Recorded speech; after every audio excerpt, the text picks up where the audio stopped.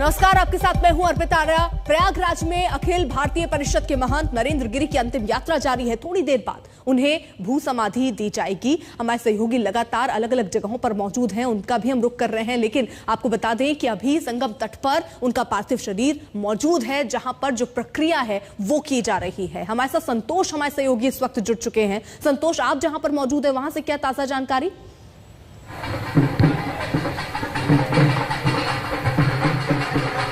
देखिए, मैं बड़े हनुमान मंदिर पर मौजूद हूँ और अब आप देखिए, मैं आपको तस्वीरें दिखाता हूँ। संगम से एक सांकेतिक स्नान या कहा जाए कि संगम तट के दर्शन कराने के बाद महंत नरेंद्र गिरी के शव को बड़े हनुमान मंदिर यानी छोटे हनुमान मंदिर पर लाया जा रहा है। यहाँ पर उनका कहा जाए कि चूंकि इस मंदिर के वो महंत थे, यहाँ पर उनका अर्चना जो अंतिम बार होगी वो कराई जाएगी। ये अंदर चूंकि जिस दिन नरेंद्र गिरी जी का असामयिक निधन हुआ उसके बाद से ये मंदिर बंद है। देखिए, पीछे जो साधु संत थे मंदिर के वो यहाँ पर इकट्ठा हैं। ये पूजा करने के लिए तमाम इंतजाम किए गए हैं। आरती के इंतजाम है, आरती करने के लिए इंतजाम है। घंटी, गंगा जल, अगरबत्ती, फूल, माला, फूल, तमाम इंतजाम है। अपने महंत नरेंद्र गिरी को अंतिम विदाई और भगवान को अंतिम विदाई देने के लिए नरेंद्र गिरी के शव को पूरी देर यहाँ पर बड़े हनुमान मंदिर लाया जा रहा है। जी, तो ये दो तस्वीरें भी हम रख रहे थे आपके सामने, और ये सीधी तस्वीरें जो हम आपको दिखा रहे हैं वो संगम तट की, जहां पर बाकायदा लोगों का जमावड़ा आपको नजर आ रहा होगा। हर जगह से, चाहे वो बनारस हो, अलग अलग जगहों से जिसको इस बात की जानकारी मिली वो वहां पर पहुंचते हुए नजर आए भावभीनी श्रद्धांजलि देने के लिए नरेंद्र गिरी को। और ये सीधी तस्वीरें हम आपको दिखा रहे हैं संगम तट से लेटे हनुमान मंदिर। अब उनका महंत नरेंद्र गिरी का जो पार्थिव शरीर है वो ले जाया जाएगा और पूरी तैयारियां कर ली गई हैं, क्योंकि इसके बाद जो कार्यक्रम होगा वो मठ जाने का होगा, जहां पर भू समाधि दिया जाना है। वहां पर भी भारी तादाद में लोग मौजूद हैं। और ऐसे में जब ये शव यात्रा निकाली जा रही थी तो वक्त सोचा गया था कि 1 घंटे के अंदर ही पहुंच जाएंगे, लेकिन एक लंबा वक्त लगा उनको, क्योंकि भारी तादाद में जो लोग थे वो सड़कों पर जुटे। अलग अलग जगहों से जो लोग पहुंचे वो भारी तादाद में वहां पर थे और भीड़ को नियंत्रित करने में भी खासी दिक्कतें उठानी पड़ी।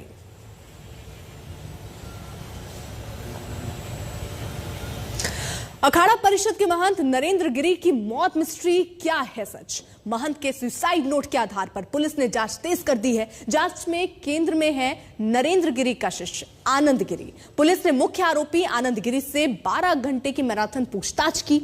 आनंद गिरी का मोबाइल और लैपटॉप जब्त पुलिस अपने कब्जे में ले चुकी है।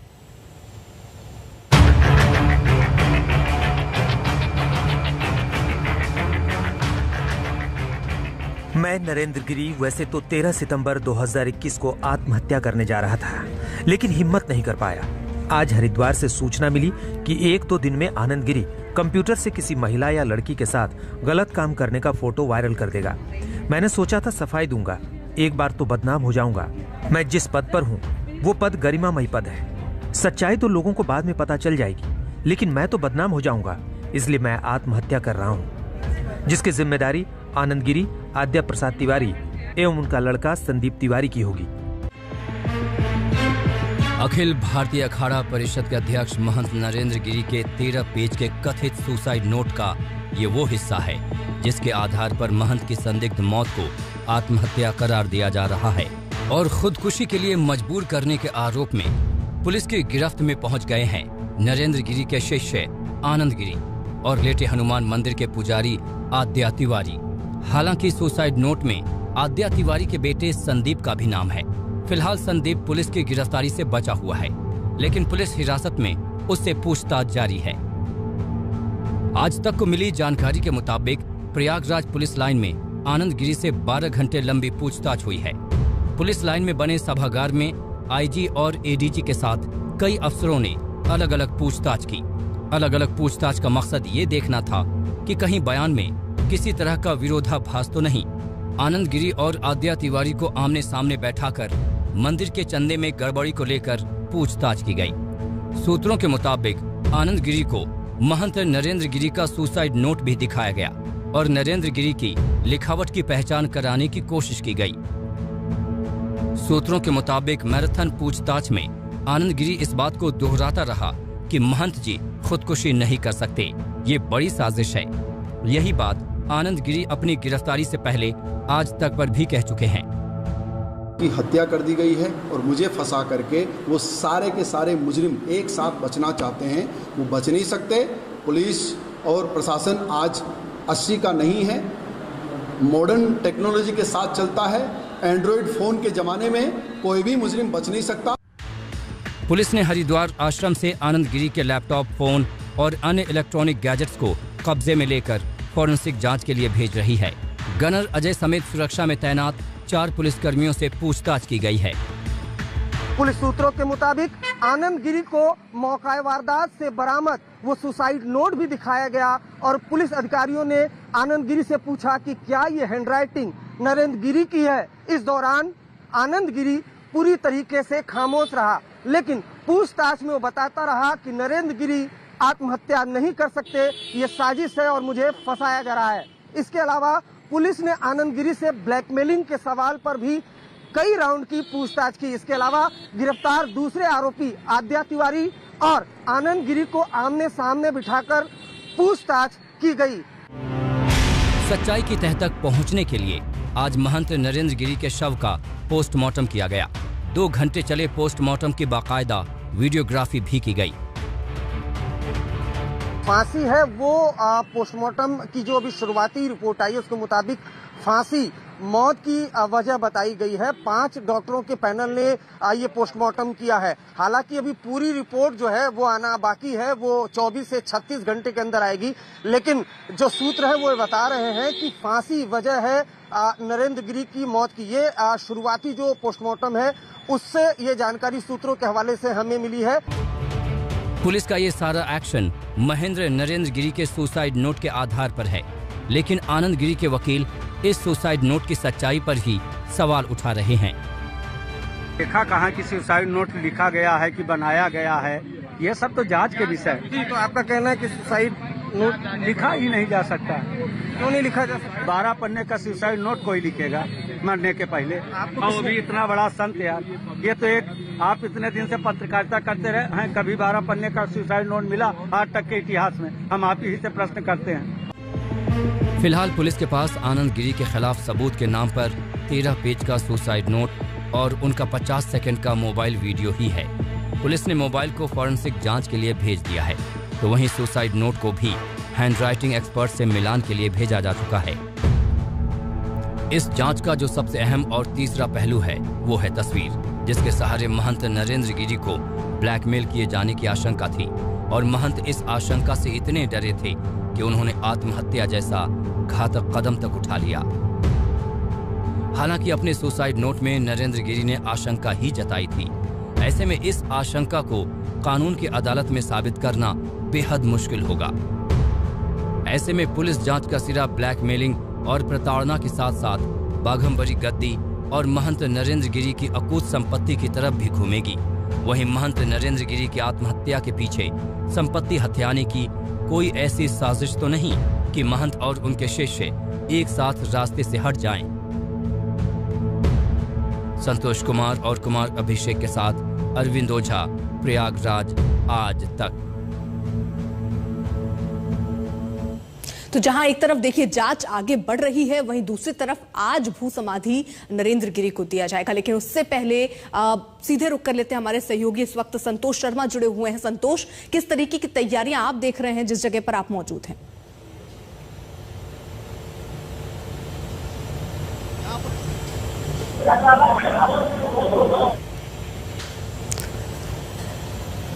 तो ये संगम तट की इस वक्त की तस्वीर हम आपको दिखा रहे हैं। जब पार्थिव शरीर उनका वहां पहुंचा, उसके बाद लेटे हनुमान मंदिर उनको लाया गया है। वहां पर भी जो प्रक्रिया है वो अब की जा रही है। उसके बाद मठ जाएंगे पार्थिव शरीर। संतोष हमारे साथ जुड़े हुए। संतोष, फिर बाद यहाँ लेटे हनुमान मंदिर, देखिए उनके शव को लेटे हनुमान मंदिर, बड़े हनुमान मंदिर जो कहा जाता है, वहाँ पर लाया गया था। और ये देखिए गाड़ियों का काफिला मैं दिखाऊं, ये कोशिश करता हूं कि ये गाड़ी अब आगे बढ़ चुकी है, जिसमें महंत नरेंद्र गिरी आखिरी बार यहाँ लाए गए थे। यहाँ पर उनकी पूजा अर्चना हुई, उनको अंतिम विदाई जो शिष्य थे उन्होंने दी, अपने गुरु को याद किया। और साथ ही बड़े हनुमान मंदिर के महंत थे नरेंद्र गिरी जी, लिहाजा उनके यहाँ पर आखिरी बार भगवान हनुमान के दरबार में उनको लाया गया। यहाँ पर उनके लिए भी एक सांकेतिक तौर पर आखिरी दर्शन थे महंत नरेंद्र गिरी, और उसके बाद उनके शिष्यों के लिए भी ये आखिरी दर्शन थे अपने गुरु के। इसके बाद यहाँ से बागंबरी गद्दी ले जाया जाएगा और ये गाड़ी आगे बढ़ते हुए, गाड़ियों का काफिला आगे बढ़ रहा है। तमाम साधु संत, मेरे पीछे जो बगल में गाड़ियाँ चल रही हैं, ये यकीन मानिए कि इनमें सारी ये गाड़ियों के काफिले में साधु संत श्रद्धालु बैठे हुए हैं। महाराज जी हैं, जिधर से भी देखिए हर तरफ देश भर से तमाम साधु संत यहाँ पर पहुँचे हुए हैं। और अब यहाँ से उनके शव को बागंबरी गद्दी ले जाया जाएगा और जहाँ पर उनको भूमि समाधि दी जाएगी। जी बिल्कुल। तो फिलहाल लेटे हनुमान मंदिर से उनका ये पार्थिव शरीर निकल चुका है, बागंबरी मठ पहुंचने वाला है और उसी के बाद वहां पर भू समाधि भी दी जाएगी।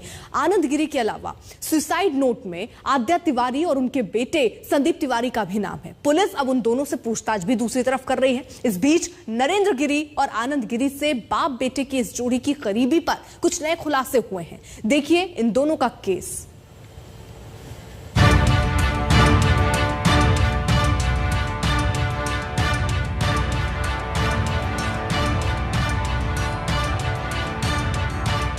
आद्या तिवारी और संदीप तिवारी नरेंद्र गिरी केस में प्रयागराज के लेटे हनुमान मंदिर के पुजारी और उसके बेटे की ये जोड़ी भी पुलिस की जांच के दायरे में है। आद्या तिवारी को जहां पुलिस गिरफ्तार कर चुकी है, तो वहीं उसका बेटा संदीप तिवारी अब भी हिरासत में है। वहीं महंत नरेंद्र गिरी के निधन के बाद से ही हनुमान मंदिर बंद है। दरअसल नरेंद्र गिरी इस मंदिर के व्यवस्थापक थे और इस वजह से यहाँ पूजा अर्चना बंद है।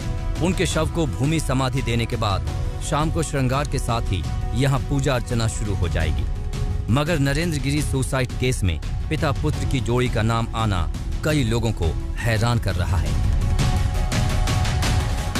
कहीं ऐसा माना जा रहा है कि बाघंबरी मठ की अकूत संपत्ति नरेंद्र गिरी की मौत का कारण बन गई और इसके पीछे आद्या तिवारी और उसके बेटे संदीप तिवारी की भी भूमिका है। प्रयागराज के इस बाघंबरी मठ से जुड़े लोग जानते हैं कि आद्या तिवारी महंत नरेंद्र गिरी का सबसे बड़ा राजदार था। कहते हैं कि आद्या तिवारी का नरेंद्र गिरी से मेलजोल तब से था जब नरेंद्र गिरी फक्कड़ थे। बाघंबरी गद्दी पर काबिज होने के बाद आद्या तिवारी की पौ 12 हो गई। नरेंद्र गिरी क्या सोचते हैं और क्या करते हैं, इसकी पूरी खबर आद्या तिवारी को रहती थी। इसी बीच आनंद गिरी और नरेंद्र गिरी के बीच मतभेद और मनभेद ने सार्वजनिक झगड़े की शक्ल ले ली और मामला फौजदारी तक पहुंच गया। इस बीच आद्या तिवारी ने अपने बेटे संदीप तिवारी को भी बड़े हनुमान जी मंदिर में अपने पास बुला लिया और अघोषित तौर पर उत्तराधिकारी बनाने की जुगत में लग गया। आरोप है कि संपत्ति के लालच में आद्या तिवारी ने अपने पुत्र संदीप तिवारी को आनंद गिरी के साथ लगा दिया। कुछ ही समय में संदीप तिवारी आनंद गिरी का खासम खास हो गया। अब नरेंद्र गिरी का राजदार आद्या तिवारी और आनंद गिरी का राजदार संदीप तिवारी बन गया। दोनों तिवारी अपने अपने राज शेयर करने लगे और अपने अपने बाबा को देते रहे। नरेंद्र गिरी की गुप्त बातें आद्या तिवारी को मालूम थी, जिसे वो अपने बेटे संदीप को बताता था और संदीप उस राज को आनंद गिरी तक पहुंचाने का काम करता था। इस कारण गुरु चेले की नब्ज पर दोनों पिता पुत्र की खासी पकड़ हो गई थी। अब तीनों पर पुलिस शिकंजा कस चुकी है और उनसे पूछताछ कर रही है, लिहाजा कई राज सामने आएंगे। इसमें कई लोग हैं जो संदेह के दायरे में, उन सभी को पूछताछ के लिए बुलाया गया है और जिनके खिलाफ अपराध सिद्ध होगा उन्हें शिकायत खुली हुई है। जैसे ही पोस्टमार्टम रिपोर्ट आएगी, इन्वेस्टिगेशन आगे बढ़ेगी, किया जाएगा।